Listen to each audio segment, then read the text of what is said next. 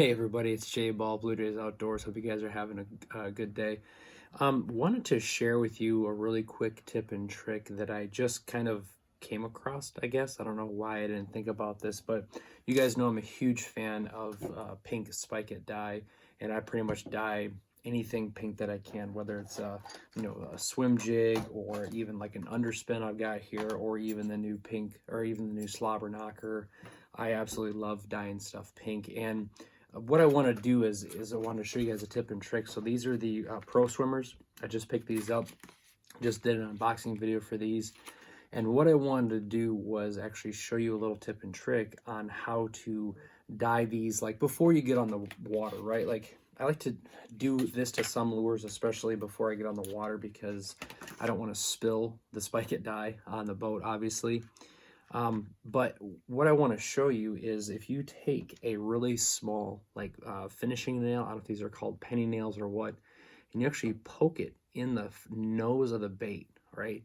So now you got that thing poked into the nose of the bait. You can actually now dip this all the way into the dye and not get your fingers dirty. So here's the Spike It dye. So let me try to show this to you and not spill it. Okay, so what I'm going to do is I'm going to take the dye and I'm just going to dip the bait in. It doesn't take really long. Maybe it takes about 15 to 20 seconds. Okay, so you can see that we're getting pretty close. I got this one kind of full. But see, this way I'm not actually touching the pink dye with my hands. So I'm not going to probably be able to get this entire bait just because this one's so full.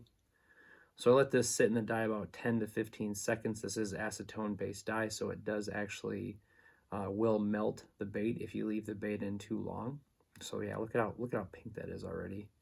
And you do lose a little bit of dye, especially with these ribs. You can see it stuck in there, but I always dip it in water. So I'm going to dip it right here in this tub of water, this container of water that I have, stir it around to kind of neutralize the acetone effect. And yeah, normally I'll hang on to these, and like it's hard for me to grip onto the nose of these things, but I'm thinking like, why not just use a penny nail? So there you go. Just that quick.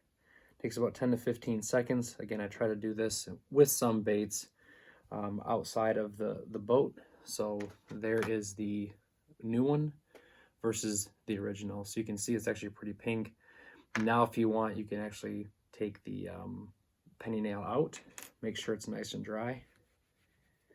And then if you want, you can actually just take it and dip the nose in a couple times. And then that way you have a fully pink swim bait.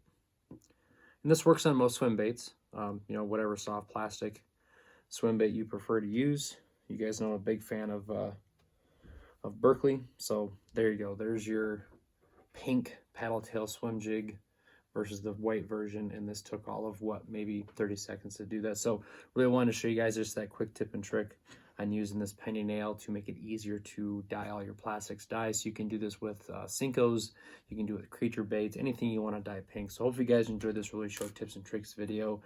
If you guys haven't tried pink already, you definitely have to give it a shot. I know bass probably can't see it, but it does probably look different in the water than what they're seeing, right? I know bass maybe only have like red and green receptors.